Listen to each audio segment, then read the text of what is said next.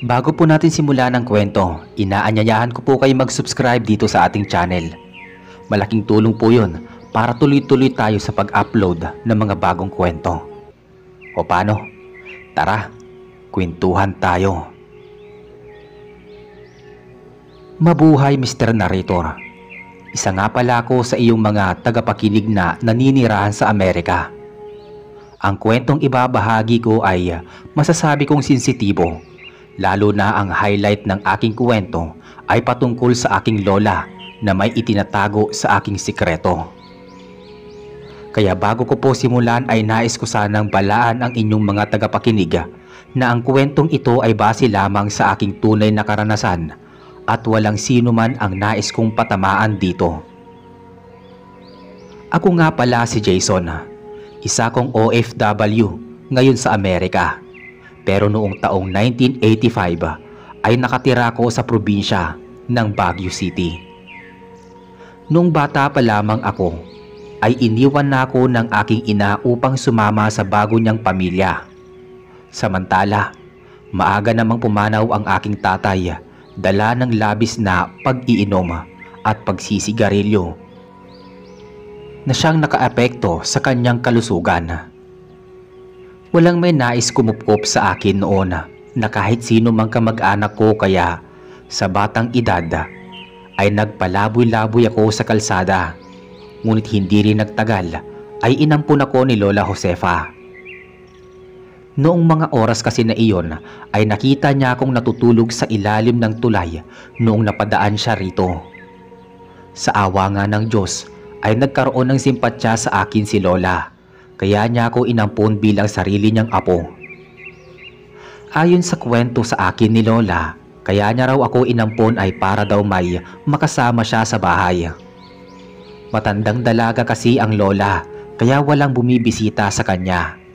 Bukod pa rito, ang kanyang pamilya daw ay maagang namatay kaysa sa kanya. Noong una ay hindi pa ako gaanong komportable noon kay Lola. Hindi siya mayaman pero hindi rin naman mahirap si Lola Josefa. May sarili siyang karinderya at sa karinderyang iyon ay lubos na pinagkakaguluhan ang adobo niyang manok. Iyon daw kasi ang special ni Lola Josefa dahil ang recipe daw nito ay nanggaling pa sa kanyang mga ninuno. Kaya naman, habang tumatagal ako sa bahay ni Lola, doon ko napagtanto na sobrang swerte ko pala na inampun ako ni Lola Josefa. Bukod kasi sa hindi ako palaboy-laboy sa kalsada, ay naaalagaan akong tunay. Noong nasa edad 18 na ako ay isa na rin ako sa mga tumutulong sa karinderya ni Lola Josefa. Nagsimula nang naman akong magtrabaho sa karinderya mula noong nagbakasyon sa eskwelahan. Pinaaral din kasi ako ni Lola noong mga panahon na yon, kahit sobrang hirap na ng buhay namin. Noong mga oras na yon ay nasa kolehiyo na ako. Masasabi kong sobrang hirap talaga magtrabaho sa mga kainan. Kaming dalawa lang kasi ni Lola ang nagtatrabaho sa karinderya dahil hindi na sapat ang kinikita ng karinderya para kumuha ng katulong. Parang ang full-time worker ako noon kasi ako ang tagahugas, tagaluto, taga-serve at ako pa ang cashier.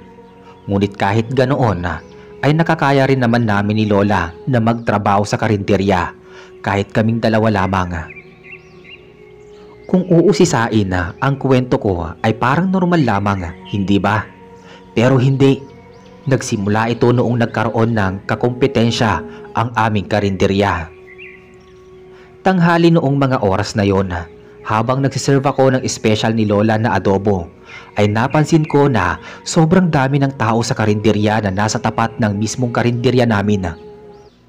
Pagtingin ko sa aming karinderya ay napagtanto ko noon na kaunti lamang ang kumakain ngayon kumpara sa mga kumakain noon sa amin na halos na magkanda-ugaga na ako sa pagtatrabaho. Noong mga oras na iyon ay 5 hanggang 8 lamang ang customer namin, samantalang iyong karinderya na bagong bukas ay sobrang daming tao. Napatingin ako kay Lola na nakasilip sa karinderya. Bakas ang tila lungkot sa kanyang itsura noong mga panahon na yon. Pinuntahan ko si Lola saka sinabihan na babalik lamang ang mga customer namin sa dati. Panigurado din naman kasi na mas masarap pa rin ang putahe ni Lola kaysa sa kanila. Ngunit nagkamali ako. Habang tumatagal ay kumukonti ang customer namin. Madalas ay 1 hanggang 2 na tao na lamang ang pumupunta sa amin dahil madalas ay naroon na sa kabilang karinderya. May mga oras nga noon na gusto ko silang kumprontahin kasi naman sa tapat pa talaga ng karinderya namin tumayo ang mga to. Bukod dito, pati ang special ni Lola noon na adobo ay binabaliwala na rin. Kung noon kasi ay lagi siyang ubos at may mga oras pa na kailangan ulit ni Lola na magluto, pero noong dumating ang karinderya sa tapat namin ay halos mapanis na lamang ang adobo dahil hindi na ito masyadong nagagalaw. Ang mas nakakainsulto pa noon ay pupunta lamang sila sa karinderya namin hindi para kumain kundi para makiupo kasi wala na daw pumupwesto sa karinderya sa tapat namin. Pakiramdam ko nga noong mga oras na yon ay sinusubok talaga ang pasensya ko, ngunit sinabihan naman ako ni Lola na hayaan na lang daw sapagkat ganoon naman daw ang negosyo. Bagamat hindi sinasabi sa akin ni Lola ay ramdam ko pa rin ang lungkot ni Lola sa tuwing pumupunta siya sa karinderya para tumulong. Pakiramdam ko nga noon ay nawalan na rin ng gana si Lola na magluto kumpara noong una na halos lagi siyang nakangiti kapag nagluluto ng mga ulam, lalo na ng specialty niyang adobo. Hanggang isang araw nga noon ay hindi ko na natiis pa. Hindi na ako nakapagpaalam noon kay Lola at dire-diretso na talaga akong pumunta sa tapat ng aming karinderya para tignan kung ano rin ba ang ikina-espesyal ng karinderyang iyon at kung ano ang kanilang ikinalamang noon sa amin. Tinignan ko ang menu nila noon pero kaparehong-pareho lamang ng menu namin. Iyong pakiramdam ko noon ay nanggigigil talaga. Kasi naisip ko noon na porket may bagong karinderya sa tapat namin ay hindi na sa amin kakain. Parang mga ignoranting tao kung tutuusin. Tinignan ko pa noon ang special nila. Walang iba kundi adobo rin. Hindi na ako nakatiis noon at nilapitan ng aming regular na customer noon na nangaliwa sa tapat ng karinderya. Tinanong ko siya kung bakit hindi kumakain sa amin at sinabi niya na lamang na mas mura at mas masarap daw ang pagkain doon, lalo na ang adobo nila. Nagpantig ang tenga ko noon kasi para lang naman niyang iniinsulto ang luto ni Lola. Tinanong ko siya kung gaano nga ba kasarap ang adobo nila at sinabi sa akin na sobrang linamnam daw, lalo na ng balat. Pagkatapos kong marinig yon ay iniwan ko na siya. Pinuntahan ko si Lola sa aming karinderya. Walang katao-tao roon maliban sa aming dalawa. Tulala si Lola noon sa tapat ng karinderya at mapapansin ang sobrang lungkot na muka. Sinabi ko kay Lola ang ginawa ko at nalaman ko roon sa regular customer. Tumatawa pa ako noon para mapagaan ang loob ni Lola pero hindi man lang siya umiimik. Tinignan niya na lamang ako saka napabuntong hininga. Mga ilang minuto ay tumingin siya sa akin. Hindi ko alam kung bakit parang nawerduhan ako sa ginawang pagngiti ni Lola. Sinabi sa akin ni Lola na wag na raw akong pupunta roon sa karinderyang iyon. Wag daw akong mag-alala dahil babalik na raw ang customer namin sa karinderya. Hindi ko siya naintindihan noon kasi iyong sinabi niya ay para bang puzzle na sobrang hirap buuin. Pagkatapos ng araw na iyon ay maaga kaming nagsara. Wala na rin naman kasing bumibili noon. Iyong mga natirang ulam ay inuwi na lang namin noon. Kinabukasan noon, nagising na lamang ako na sa sobrang dami ng tao. Ang bahay kasi namin noon ay nasa pangalawang palapag, samantala ang karinderya ay nasa ibaba ng aming bahay. Pagbaba ko ay nakita kong sobrang daming tao na ulit sa karinderya namin. Natuwa ako noon kasi bumalik ang mga customer namin noon At pagtingin ko kay Lola ay masaya siyang nilalagay sa plato ang mga order ng mga tao. Napansin ko rin na agad na adobo na nasa pinakamalaking lagayan. Tinanong ko si Lola noon kung anong nangyari at bakit biglaan na lang naging ganito. Naalala ko kasi iyong sinabi ni Lola na babalik ang customer namin at nagkatotoo nga. Ayon kay Lola ay in-upgrade niya naman daw ang adobo niya at pina-free taste. Pagtingin ko sa adobo ay para bang bigla akong kinabahan. Normal na adobo lang naman maliban na lamang na para bang bawat laman ay may balat. Pinagmasdan ko ang bawat tao na kumakain at sarap na sarap nga sila. Sinabihan ako ni Lola na tikman kaya naman tinikman ko na rin ito. Sobrang sarap nga ng lasa at ang balat ay malinamnam. Hindi ko matukoy kung anong eksaktong lasa noon ng adobo kasi parang halos lahat ng seasoning ay nilagay na ni Lola.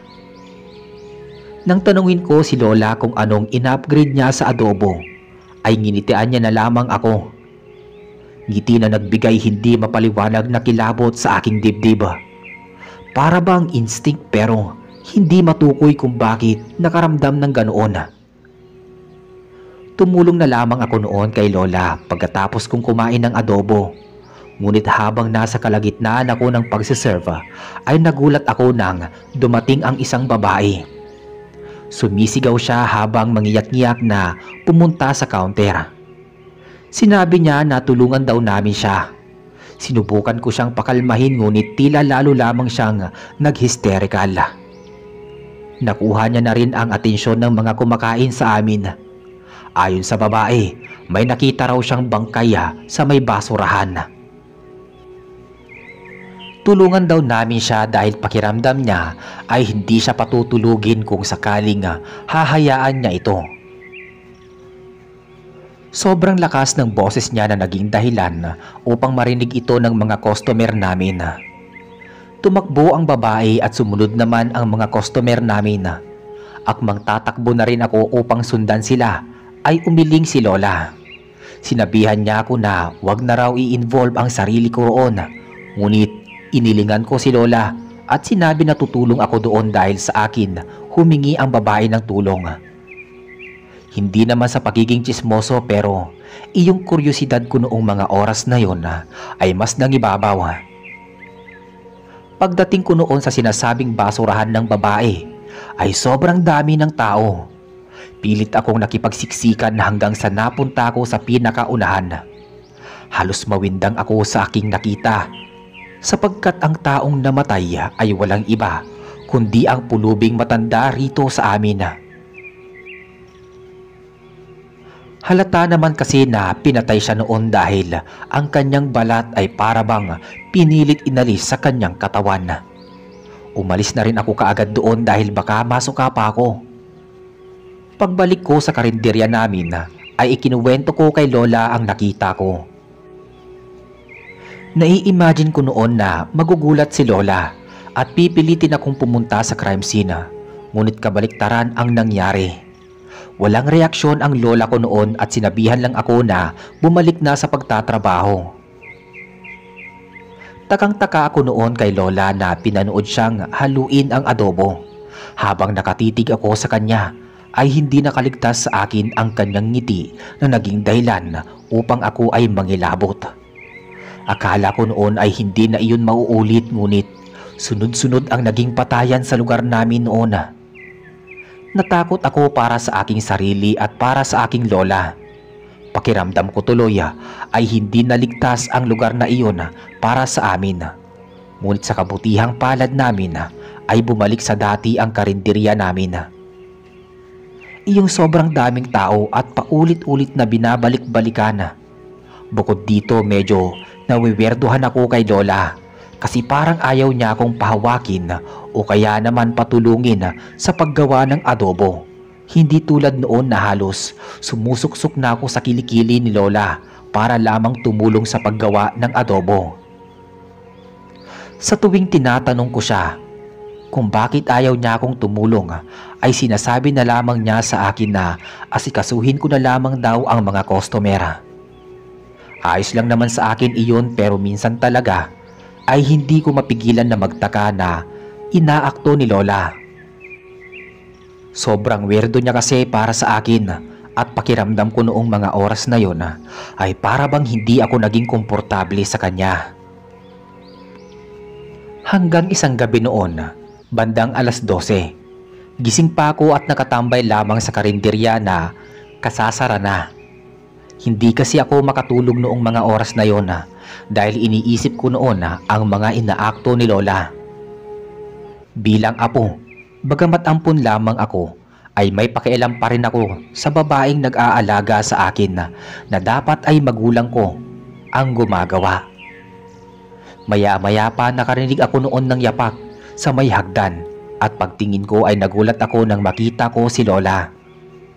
Nakapagtataka noon dahil hindi si Lola ang tipong nagigising ng alas 12. Mga alas 5 ay pwede pa. Tinanong ko si Lola kung bakit siya bumaba ngunit tinignan niya na lamang ako saka tinanong kung bakit gising pa raw ako. Sinagot ko naman si Lola na hindi ako makatulog. Sinabi ni Lola sa akin noon na matulog na ako. Nagulat pa ako noon kasi tinignan ako ni Lola ng masama. Iyong mga oras na iyon ay nawiwerduhan ako ng sobra kay Lola. Upang hindi na nga ako mapagalitan ni Lola ay pumunta na ako sa taas ngunit nang makita siyang nakatalikod ay nagtago ako sa may hagdan. Nakita ko si Lola na pumunta sa kusina saka kumuha ng isang kutsilyo saka niya binuksan ang pintuan ng karinderya. Takang-taka ako noong mga oras na yon ngunit kaakibat nito ay takot. Dala ng kuryosidad ay sinundan ko si Lola. Mahina lamang ang ginawa kong paglalakad dahil natatakot din naman ako na mahuli ni Lola. Si Lola kasi ang tipo na kapag nagalit ay parang hindi na ako nakikilala. Diretso lamang ang lakad ni Lola. Nakapaa pa siya noong mga oras na iyon at sobrang higpit ng pagkakahawak sa kutsilyo. Pumasok pa sa isip ko noon na baka siya ang pumapatay pero iniling ko na lang naman agad iyon dahil ayokong paghinalaan ang lola ko. Huminto si Lola sa isang bahay kung saan may manukan sa labas nito. Nangunot ang noo ko nang pumasok si Lola saka kinuha ang isang manok na mahimbing na natutulog. Halos manluwa ang aking mga mata nang mabilis nitong pinutol ang ulo ng manok bago pa man ito umingay. Hindi na ako nakatiis pa at mabilis siyang nilapitan. Tinignan ako ni Lola na para bang hindi man lang nagulat na naroon ako. Iyong tingin ni Lola noong mga oras na iyon ay sobrang sama at pakiramdam ko ay may nakapalibot na madilim na aura kay Lola. Tinanong ko si Lola na may bahid ng inis sa aking muka kung ano ang ginagawa niya. Imbis na sagutin ako ay pinulot niya ang manok saka nilagpasan ako. Hinabol ko si Lola noon at sa kasamaang palad ay nahawakan ko ang kutsilyo. Tinignan ako ni Lola noon, iyong tingin niya ay para bang leon na gutom na gutom. Napatingin ako sa aking kamay saka napangiwi. Sobrang lalim ng sugat ko noon na magpahanggang ngayon ay makikita pa rin ang peklat. Sinabi ni Lola na gamutin ko raw ang sugat ko, saka siya muling tumalikod. Dala-dala niya ang manok na pinatay at ninakaw niya sa bahay na iyon. Pagdating namin sa karinderya ay hindi na ako nakatiis na komprontahin ang lola ko.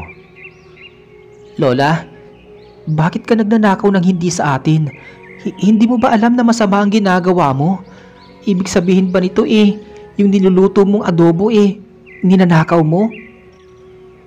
Hindi naman kasi dapat manok ang kakatayin ko, kaso dumating ka. Anong ibig mong sabihin, Lola? Ramdam ko ang pagtatayo ng aking balahibo. Kinutuban ako noon na baka si Lola ang pumapatay. Pero pilit ko itong winawaglit sa aking isipan pero noong sinabi niyang hindi dapat manok ang kakatayin niya, bigla akong natakot kay Lola noon. Imbis na sagutin ang tanong ko ay pumunta siya sa kusina saka kinatay ang manok. Tinanong ko pa rin siya noong mga oras na iyon, ngunit sinigawan ako ni Lola na matulog na. Nanlilisik na ang kanyang mata, kaya wala na akong nagawa pa kundi pumunta sa taas. Kahit gustuhin ko man nung mga oras na yun na bumalik sa baba, pero hindi na gumagalaw ang paa ko. Kahit nasa kwarto na ako noon, ay naririnig ko ang tunog ng kutsilyo ni Lola sa ibaba. Noong puntong yon ay pakiramdam ko ibang tao ang lola ko na nakakasama ko. Akala ko ay hindi ko na maaabutan pa si Lola na nasa labas ng karinderya, ngunit nagkamali ako. Tuwing alas 12 ay nagtatago ako sa hagdan upang tignan si Lola na lumalabas ng karinderya at bumabalik na may daladalang malaking sako. Sa tingin ko noong mga oras na iyon ay manok lamang ang kinukuha niya. Ang mas kinababahala ko pa noon ay lalong lumalala ang patayan sa amin. Hindi ko naman masasabi na si Lola ang pumapatay noon kasi bukod sa kapamilya ko siya ay ayaw pag-isipan ng masama ito. Inisip ko na rin noon na hindi naman siguro iyon magagawa ni Lola na pumatay ng tao. Tuwing alas 12 ng umaga ay sinisilip ko si Lola na nasa kusina. At sa tuwing nauhuli niya ako ay nanlilisik ng sobra ang kanyang mga mata. Tumagal ang ganoong pangyayari ng halos ilang linggo. Isang umaga noon, inaayos ko ang karinderya namin para sa pagbubukas ng lapitan ako ni Lola. Napakusot pa ang ilong ko kasi amoy dugo ang lola ko. Sinabi sa akin ni Lola na tigilan ko na raw ang pagtatago sa hagdan tuwing alas 12 ng umaga sapagkat nakikita niya raw ako. Binalaan niya pa ako noon na kapag hindi raw ako tumigil ay makikita ko raw ang kalalagyan ko. Noong mga oras na yon ay ramdam na ramdam ko ang pagbabanta niya sa akin. Para kasing binabalaan ni Lola ang buhay ko. Gayon dapat ay hindi ko mararamdaman kasi lola ko yun eh. Lola ko na nagpalaki at nag-alaga sa akin. Tinanguan ko na lamang siya noon. Magmula nga noong sinabihan niya ako noon ay hindi na ako nagbalak pang tignan siya tuwing alas 12 kahit gustong gusto kong lumabas. Nag-alala kasi ako kay Lola at bukod dito ay nilalamon ako ng kuryosidad ko. Isang tanghali noon habang nagsiserve ako sa isa sa mga customer ay narinig ko ay ang usapan nila. Pre, may nakita ako kagabi na naglalakad sa dilim. Nakakakilabot kasi may dalang kutsilyo. Mabuti na lang nakapasok kagad ako ng bahay bago pa niya ako makita. Iyon na ata ang aswang na pumapatay ng tao at hayop. Yung mga manok ko dati sobrang dami pero ngayon, 2 na lang. Natatakot na ako sa lugar na to.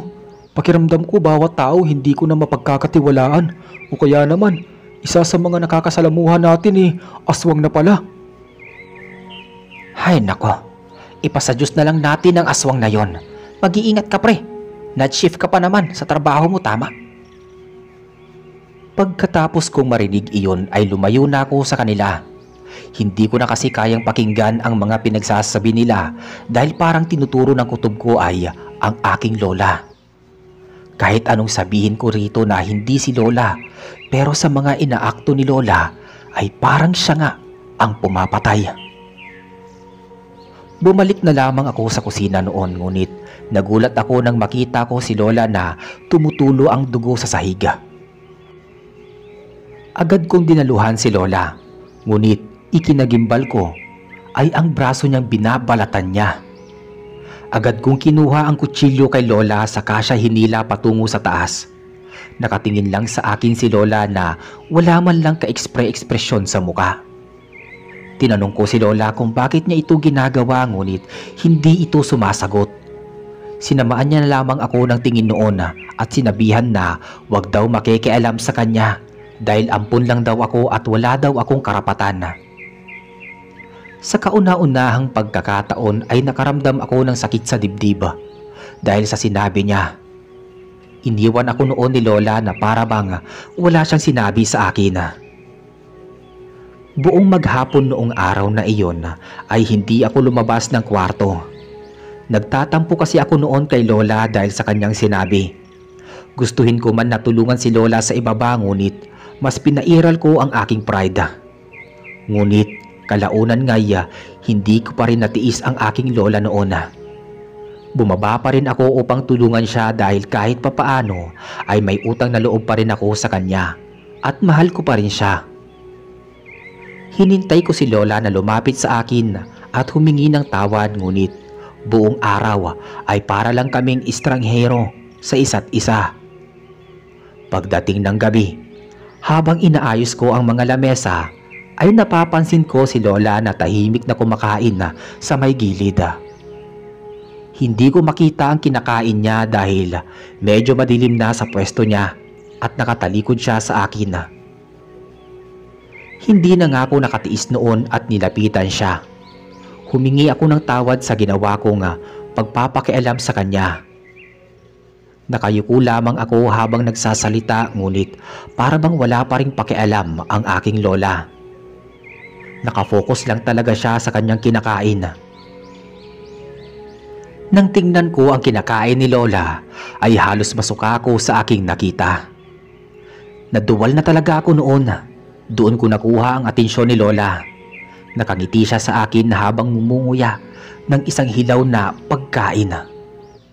Nagulat pa ako dahil para bang binalatan niya ang sarili niyang braso at pagtingin ko sa plato niya ay naroroon ang balat niya at dumudugo pa. Tinanong ko si Lola kung anong kabaliwan ang nangyayari sa kanya. Saka ako kinuha ang plato saka diretsyong tinapon sa malapit na basurahan. Sinabi ni Lola na sobrang sarap daw ng balat niya at nagulat pa ako nang sipsipin niya ang sugat niya. Mabilis kong pinigilan si Lola. Tignan ko siya noon na may pagtataka at takot. Sinabi ko kay Lola na hindi pagkain ang ating balat. Ang balat kasi noon ni Lola ay malambot na rin marahil sa katandaan. Sa sinabi ko ay tinawanan lamang ako ni Lola. Ayon sa kanya ay nasasarapan nga raw ang mga kumakain sa amin. Hindi kaagad ako nakareact sa sinabi niya, pero alam ko kung ano ang ibig niyang sabihin. Umiling ako sa katumawa ng peke ngunit nakangiti lamang si Lola sa akin. Iniling ko na lamang ang aking ulo, saka inalalayan noon si Lola na linisin ang sarili at pinatulog. Buong gabi noon ay halos mabaliw ako kakaisip sa mga nangyari kay Lola. Lumipas pa ang mga araw ay laging ganoon ang sistema namin ni Lola. Para bang tinatakot niya ako gamit mismo ang kanyang mga salita. Pilit ko man nabaliwalain ngunit sa tuwing nakikita ko si Lola ay naaalala ko ang mga sinabi niya. Ang kanyang mga inaakto na siyang nagpapabaliw talaga sa aking isipan. Bukod pa rito ay natatakot ako para kay Lola. Habang tumatagal ay dumarami ang namamatay at hinahanap na ng mga pulis. May mga pulis na rin na rumuronda tuwing gabi para mahuli iyon pero si Lola ay parang wala lang na lumalabas at bumabalik-balik na may malaking sako at may dugo. Alam ko nung mga oras na iyon ay nagbubulag-bulagan ako. Gayon ang mga ebidensya ay pinangangalandakan na sa akin. Hanggang isang araw ay dumating na nga ang kinatatakutan ko. Abala ako noon sa pagsiserve ng mga pagkain sa kostomera nang dumating ang mga pulis sa aming karinderya. Agad akong tinamaan ng kaba noon saka napatingin sa aking lola. Nilapitan ako ng pulis at sinabi nga kailangan niya raw akong makausap. Kaya naman niyaya ko siya sa bahay namin na nasa itaas ng karinderya. Pasimple ko pa noon na tinignan si Lola na nakatingin din sa akin noong mga oras na yon. Pagpasok namin sa sala ng bahay ay sinabihan ako ng officer na may nakakita raw kay Lola kagabi sa isang madilim na parte. Paglabas daw ni Lola ay may hawak na itong malaking sako at punong-puno ng dugo sa damit. Hindi na raw ito hinabol ng nakakita sa takot na baka raw mapatay siya ni Lola. Hindi kaagad ako nakasagot sa sinabi ng pulis. Sakto naman na kararating lang ni Lola. Nabi ni Lola sa kanila na hindi raw siya ang nakita ng taong yun. Hindi raw lumalabas tuwing gabi si Lola dahil matanda na raw siya at kailangan ng magpahinga. Nang tignan ako ni Lola ay agad akong tumango sa pulis. Pakiramdam ko noong mga oras na iyon ay nasa interrogation ako dahil sa titig ng pulis at nanlilisik na titig ni Lola. Sinabi sa akin ng pulis na pasalamat daw kami dahil walang ebidensya, pero sa oras daw na malaman nila ang totoo ay mapupunta raw hindi lang si Lola kundi ako sa kulungan. Bumaba ang pulis noon at labis ang kaba ko. Nang tignan ko si Lola ay kalmado lamang siyang tumingin sa akin, saka bumaba na rin. Pakiramdam ko noong mga oras na yon ay nagkasala ako.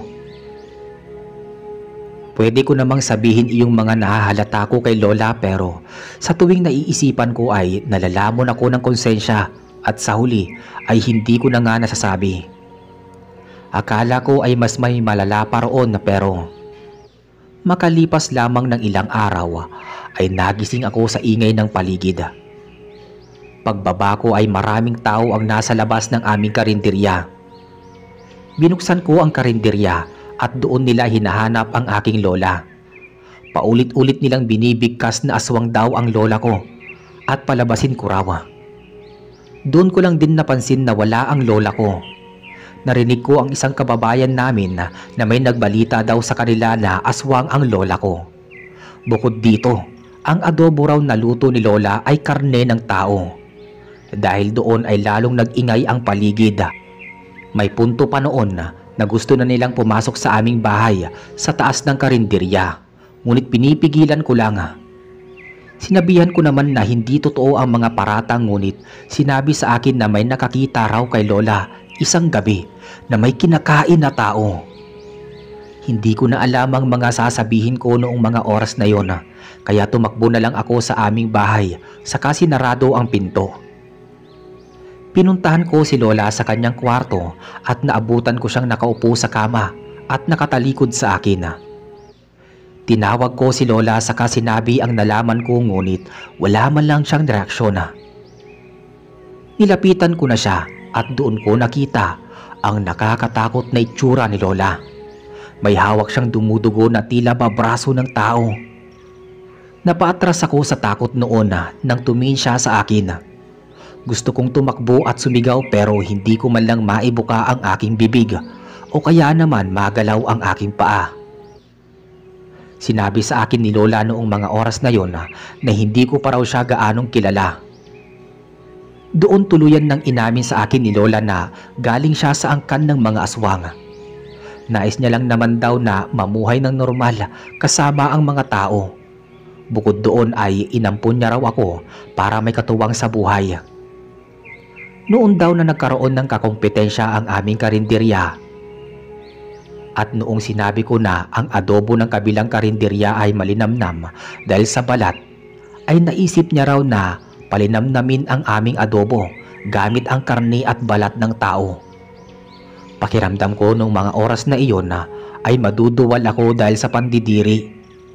Hindi ako umiimik noon at umalis sa kwarto ni Lola. Muli kong narinig ang mga ingay ng mga kapitbahay namin na tila panandali ang nawala noong umamin sa akin si Lola. Magmula noong araw na iyon ay araw-araw na may pumupunta sa aming karinderya upang mag-imbestiga. Hindi na rin lumalabas si Lola sa kwarto niya at maging ako ay hindi ko rin siya pinapansin. Hindi ko maatim na ang taong nag-alaga sa akin ay isa palang aswang. Wala na rin kumakain sa karinderya namin at muling nalipat sa kakompetensya na karinderya. Lalo kasing kumalat ang balita na karne ng tao ang itinitinda namin. Bukod doon ay pati ako ay napagkamalan na ring aswang. Umabot na rin sa punto noon na kailangan na naming isara ang karinderya. Hanggang isang gabi ay naisipan ko nang maglayas, bandang 12:00 noon. Tulog na ang aking lola nang puntahan ko siya sa kanyang kwarto. Tinignan ko si Lola noon, ang Lola Josefa ko na nag-alaga sa akin.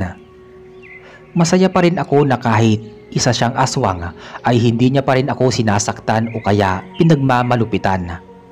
Masaya ako sa buhay na ibinigay niya, ngunit buo na ang aking desisyon noong mga oras na yon na maglayas. Pakiramdam ko ay hindi na ako ligtas sa kasama si Lola sa iisang bahay. Nagpaalam ako kay Lola, saka siya niyakap bago ko iniwan ang bahay na naging tirahan ko ng halos isang dekada. Pagkatapos ng paglalayas ko ay napadpad ako sa isang bahay ampunan. Walang sino man ang sinabihan ko ng pangyayaring iyon dahil para sa akin ay isa iyong sagradong sikreto. Lumipas nga ang 10 taon pa ay nakatapos ako ng tuluyan sa aking pag-aaral. Naisipan kong bisitahin ang tirahan ko noon ngunit hindi ko na inaasahan na sira-sira na ito. Nang magtanong ako sa isa sa mga nandoroon ay wala na raw ang nakatira doon. Isang dekada na rin daw noon nang biglang nasunog ang bahay. Hindi rin naman daw nahanap si Lola Josefa maging ang katawan nito kaya sa tingin nila ay nakatakas ito kasama ko ngunit lingid sa kaalaman nila na ako ang unang umalis sa bahay na yon. Nang mapatingin ako sa tapat ng karinderya ay nakatayo pa rin ito ngunit ang kaibahan lang ay wala na ang karinderya namin. Bumalik na lamang ako noon sa bahay na pinagsisikapan kong ipatayo. Hanggang dito na lamang po ang aking kwento, Mr. Narrator. Pagkatapos kasi ng pagbisita ko sa bahay namin noon ay lumipad na ako patungong Amerika upang doon magtrabaho. Ikaw at ang iyong mga tagapakinig lamang ang tanging nakakaalam na may karanasan akong ganito. Kung nasaan man si Lola Josefa ngayon sana ay masaya siya kung sakaling mapaisip kayo kung anong nararamdaman ko noong naglayas. Walang iba kundi lungkot. Mas pipiliin ko pa rin kasing lumayo kaysa isuko sa pulis ang lola ko. Kahit aswang siya, ay mahal na mahal ko siya at tanging siya lamang ang tinuturing kong pamilya. Sa naging karanasan ko ay kahit nakakatakot, ay nagbigay pa rin ito ng aral para sa akin. Iyon ay kahit gaano pa kasama ang tao, ay may kabaitan pa rin ito sa kalooban. Masasabi natin na ang aswang ay isang kampon ng kasamaan ngunit inangkin at inalagaan pa rin ako ni Lola Josefa. Pero ngayon ay binabaon ko na lamang iyon sa limot. Masaya na ako sa buhay ko ngayon sa Amerika kumpara sa buhay ko noon na sobrang hirap. Ngayon ay maginhawa na sa tulong na rin ng sarili kong pagsisikap. Naway nagustuhan ninyo ang aking kwento. Sa muli, ako si Jason, ang sender at listener ng inyong channel, Mr. Narrator.